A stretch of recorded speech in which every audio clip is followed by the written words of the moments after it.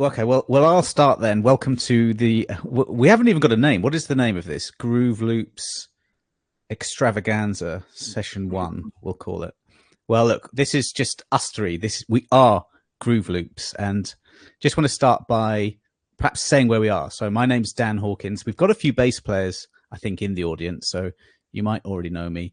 I'm a bass player. This sounds a bit like a sort of Bass Players Anonymous. Sorry, I'm a bass player, and I'm in Singapore. So all three of us are in different countries doing basically different things, but that's it really. This is an incredibly messy studio. I should have cropped everything in.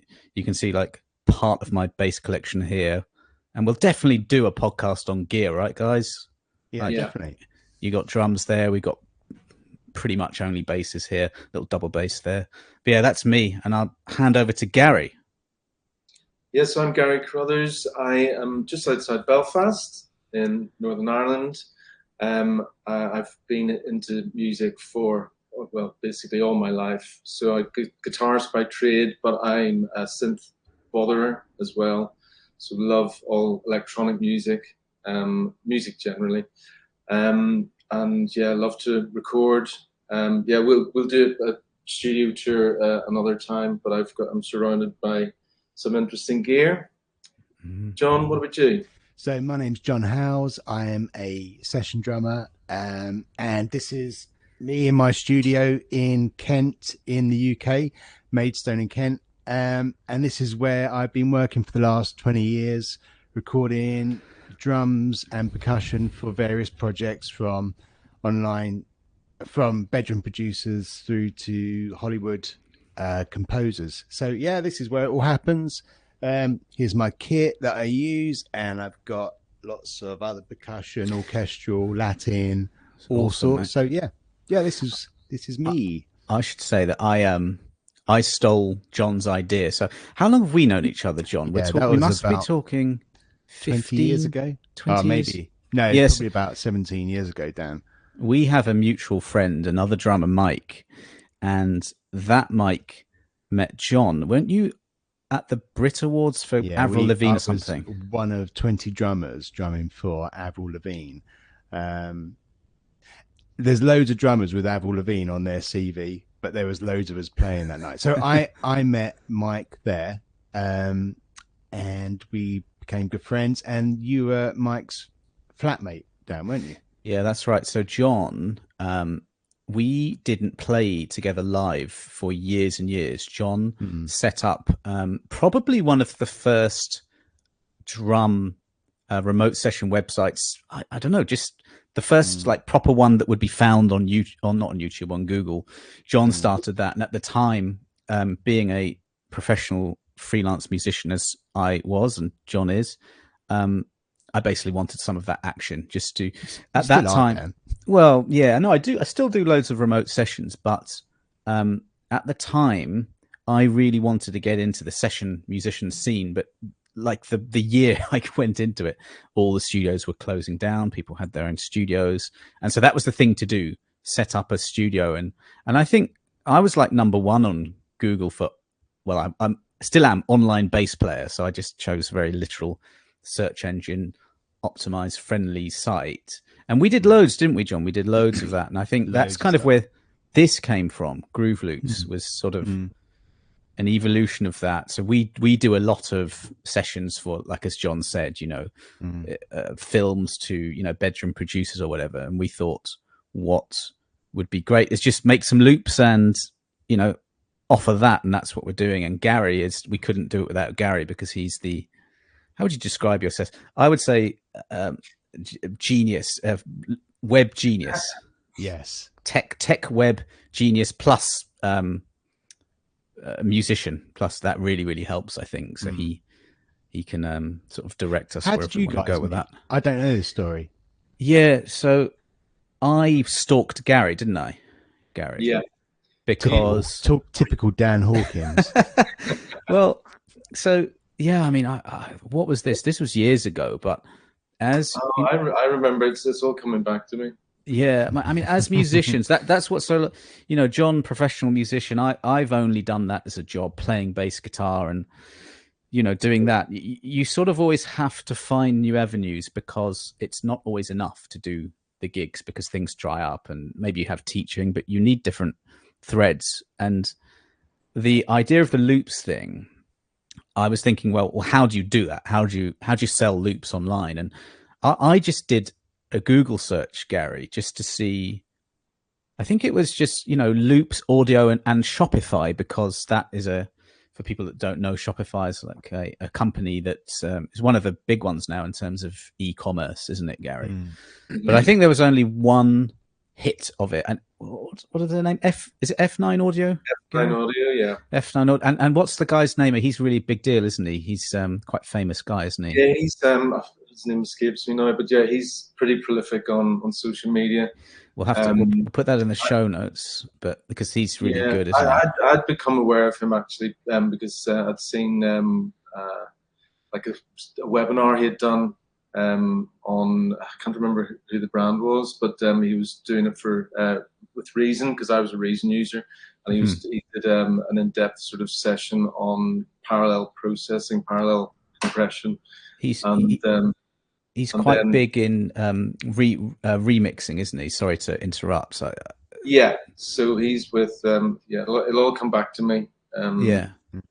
So that's how, John. So I found, like, I didn't really know that part of the jigsaw. I know how to play the bass. Obviously, then it was going to just be bass, and then we were going to do separate bass and drums. Then it was like, well, that makes sense to combine the bass and drums, which we have. We have albums and all kinds of different loops that synchronize, don't we? Bass and drums. Yeah. And exactly. But we need Gary to sort of corral us into the product. And that's kind of, I don't know, that's what this podcast episode is about, really, is just to introduce ourselves and to sort of talk a little bit about, we want to build an audience of musicians, producers, amateur, professional, it doesn't really matter. And we'd like you guys to tell us what you want to hear about, whether it's, it could be anything. It could be session musician world. It could be the business side of things, because that's very much what we deal with as well, isn't it? As best we can, So that's what we want. We want a bit of input from everyone as well. Yeah, well said. Dan. It was James Wiltshire from. That's it.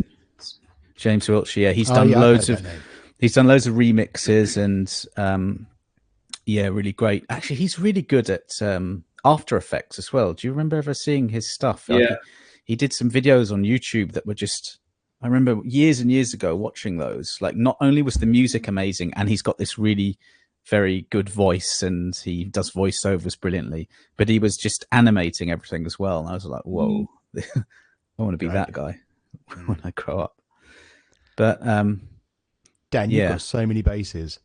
I've got too many bases, yeah. So, I mean, I didn't really introduce what I do as well as these two did, but I've got a YouTube channel teaching bass guitar. So that's what I do primarily these days. So online bass education, Dan Hawkins Bass Lessons. It's actually called Online Bass Courses. That's the website. That's not the reason I've got all these bases. These are all an excuse, really, for the session thing, because if you can see this black cabinet in the background, that's got like 6 or 7 in, and the one next door has got 6 or 7. We will definitely do, if anyone wants to go through any of these things, do. Yeah. But obviously the drummers might fall asleep if the bass players show them stuff. But yeah, I mean, I guess the excuse for Groove Loops is amazing, because our job really is to be session players, and that means to play any style. It's supposed to mean that anyway. So you just select a bass, like here. This is out of shot, but this is a 1975 Fender Jazz with these black tape wound strings. You ever seen those? Yeah. Are they the rubber ones or not? No, they're not rubber. Yeah. They feel hard and sort of hard plastic rather than the rubber ones. But that's like Herbie Flowers, right? The Herbie Flowers sound. And I think he had a 61 or 2 or 3 jazz bass with those on, and he never changed them. So that's the excuse. That's what you tell the wife. We have to be musical chameleons, don't we? We have to, and that's the thing with Groove Loops albums. What we got, we've got, you know, styles from hip hop to jazz to funk and everything, and you know, all the session players that I revered growing up, they would have different basses for different things. And I mean, that's the excuse. I still have too many, and there's still ones that I don't use. But let me just show you this one. That one. Like on my YouTube channel, that looks terrible, doesn't it? That bass, like this scratch plate here. This was someone like there's a massive hole under here. You can kind of see it there. Someone just like butchered this bass and then put this plastic thing on it. But this bass I bought in Singapore. My wife bought it for Christmas a few years ago, and it was something like £350. Yeah. And I just got replacement pickups on it. And that bass sound, I use it for my YouTube channel and for recording. And it's probably like, could be one of the best basses that I've got. So that's you get certain instruments that just record well. One of my cheapest snare drums is the one I use on most. What have you got there? Because there's something behind that looks a bit gold almost. Is that gold? It's hand hammered brass. Gretsch hand hammered brass. My favorite snare. One of my favorite snare drums. It's just it's beautiful. Tunes high, tunes low. Just that doesn't look cheap. That one. That's not your cheap one, right? That's not a cheap one. No, but my cheap one just equally sits in any recording really well. Yeah. No. And over the years, you kind of hone your gear, don't you? Like you with your synths, Gary, Doctor of Synth, right? Where you you just know what works. Yeah, it's often just not laziness, but convenience. You just know you're going to get something reliable.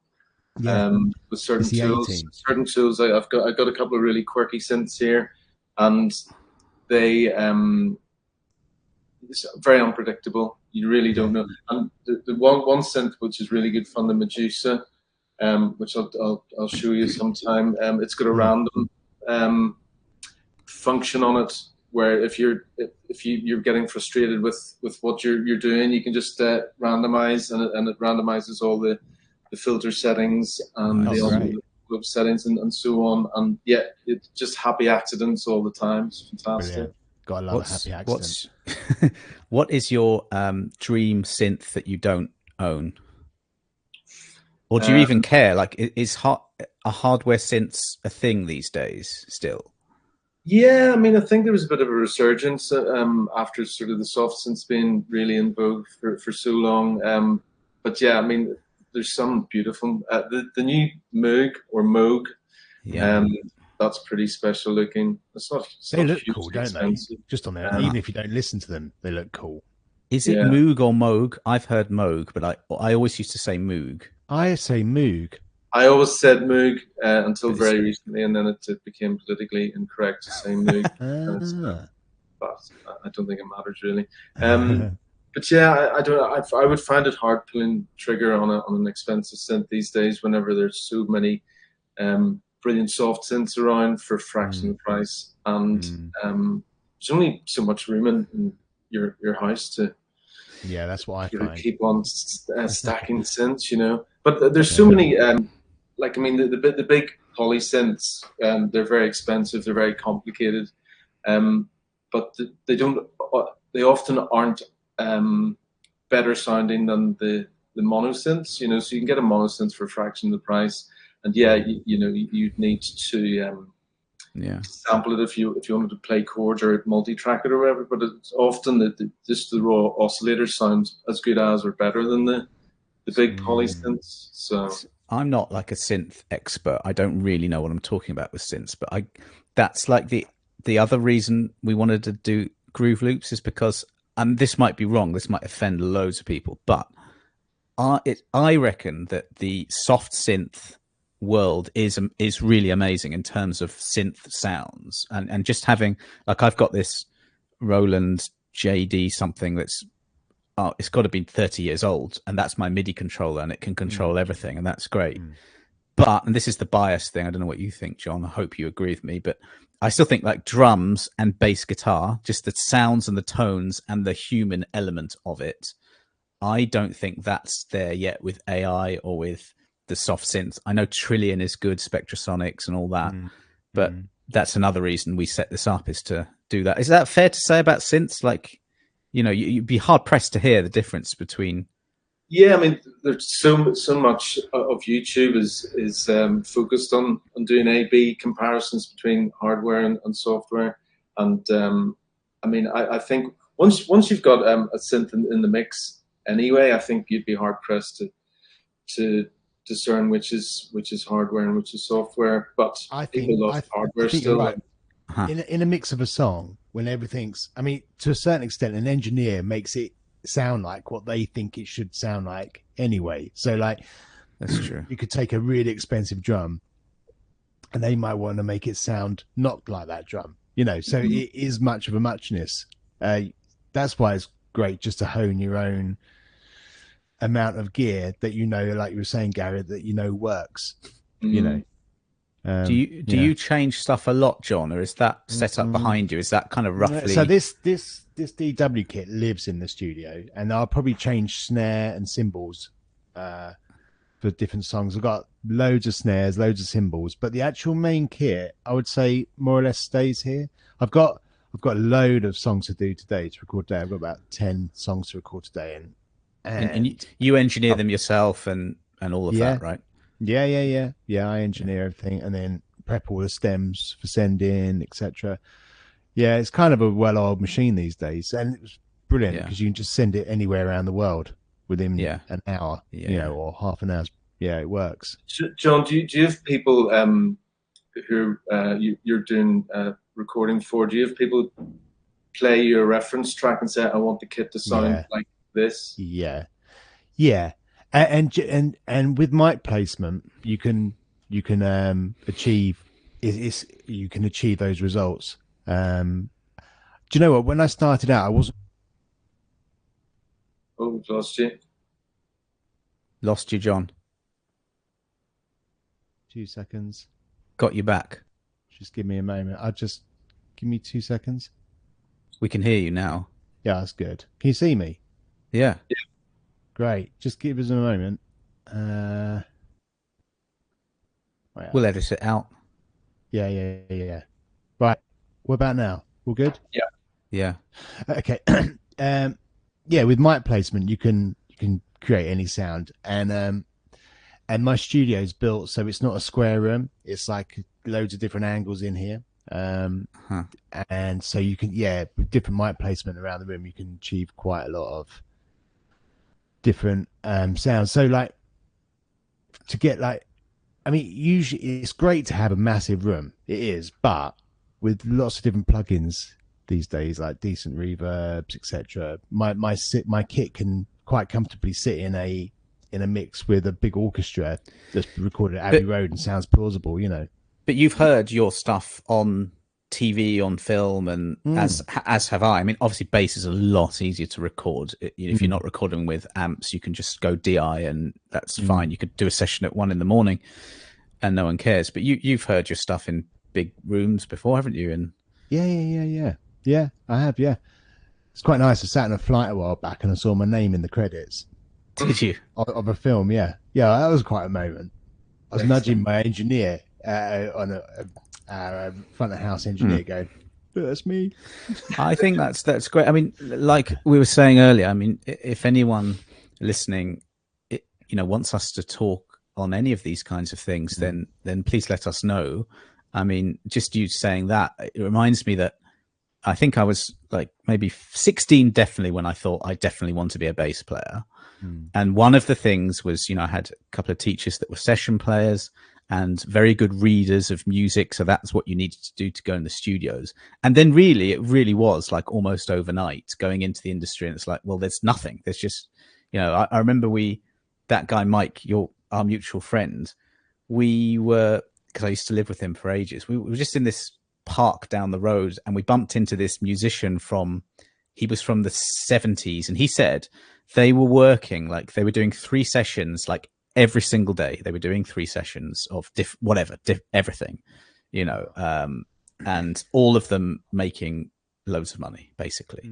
And then I think when our generation came in, it was just really stark. Lots of musicians coming in, doing all the same work that was shrinking, that's why I think you started your thing. And actually, it's really cool. You can actually be on a film or a TV thing in this.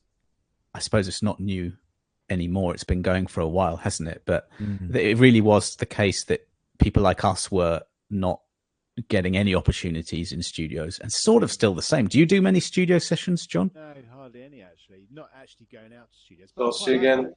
Yeah. Oh God. About. No, got you then. This is with my this is my thing that's connected to the what hardwired. Not visually, just like occasionally the Yeah. Okay. the mic. I can hear you fine now. Let's cut that bit out. Yeah. No, I don't get many sessions outside of the studio. Yeah. But I quite like being at home near my own kettle. Me too. Pressing go on the kettle, making a tea and recording a song. Yeah, I like that. Gary, Dan's first ever gig was at the Royal Albert Hall, and he thought that was his trajectory. That's the way it was going to go. Not first, but there. It was literally one of the first gigs, and that was just that was kind of just luck. It was just like my music career is based on luck because my parents. As most. Yeah, but yes, I think that's true. But my parents encouraged us to do music, so we did piano and classical guitar and trumpet. And I remember, doing probably this time of year, you go some recital on piano, and I hated every second of it. We had a teacher that came in and she said, practice this. And I never did, ever. I didn't do any practice. And then we had a bass teacher that came in and demoed in front of the whole school, like a really top pro, like a London guy. And he played in front of the school. And I was not impressed, but my younger brother loved it, signed up, and my mum sort of accidentally signed me up as well. That's kind of the rest is history. But like that was 11 years old. And we had this teacher, Ian Carnegie, who just got us. He had a mission basically to drive the school music department, and part of that was the school's proms, and that was the Albert Hall thing. So you did like regional competitions. Then if you were any good, you got to the Queen Elizabeth Hall. Then you got to the Festival Hall, and then it was the Albert Hall for the last night of the proms. And we got through all those rounds that first time, and that was like literally it just started playing bass.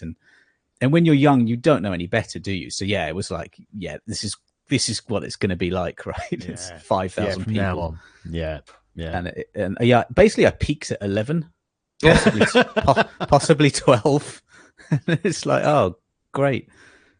No, I mean, like, life was easier then because I was surrounded by great musicians and teachers, and you just did what you were told, and you got put in. And there weren't that many bass players, especially when I moved to my next school. But then you get dropped into the real world of the music industry where no one knows you, and there are lots of other good players, and that was a bit of a shock. Like that's definitely a podcast episode is the music industry and but also reality, how it changes. It is reality, yeah. It absolutely is. Obviously, the difference between you age 11 and age 18 and 20, and we all change and we all evolve. And and especially in our industry, I think you have to evolve, don't you? You have to keep going. Times. You do. Technology's moving quickly as well, so you have to keep up with that. You do, and especially like this is our very, very first podcast, and we're probably going to have guests on, but we also probably don't really know. It's just you try things, and you sort of have an idea that something's going to work, and you've got to go for it, and you've got to keep going. Perseverance and consistency. Those are two big words, aren't they, John? In like very big words, Dan. And with you, Gary, I mean, whilst it's not like playing music like we do for a living, like you've led lots of people in your company. You have a company, and that can't be easy to do that. Yeah, and it's always shifting, isn't it? Just like any field or industry, things. I mean, that's why I like the music and my real job, my proper job. There's so many overlaps, because it's all about technology and just keeping on top of things and always trying to get better as a team or an individual. And I just love that element of music software. Like just trying to squeeze as much out of the tools you're using as possible, and getting better at engineering, mixing, mastering, and yeah. Can we, based on what you just said, can we talk briefly about a little bit of technology, which is Circle, and what our offering is there? So we've got what you just said there, Gary. Yeah, I would love to get better at all of those things you just said. And we have a community. Maybe you can talk about this a bit better than me, Gary. Within Circle, where you can join for free, but there are different tiers, but you can join the community for free and basically get tips and start discussions. And that's something we want, isn't it? Yeah, that's sort of knowledge sharing, learning from each other, and sharing assets. Be it the MIDI or the loops, or we're producing our first sort of software instrument. Well, we've obviously got the contact instruments, but we're developing. Don't even have a name for it yet, but that will be tested with the community in the months to follow. So yeah, we're just interested in hearing what other people have to bring. So we've already had a few conversations with some of the community, and what their musical journey is and how that's impacted. Oh, is my internet unstable? We lost you a bit. A little bit. It went a bit weird there, but we heard everything. Yeah.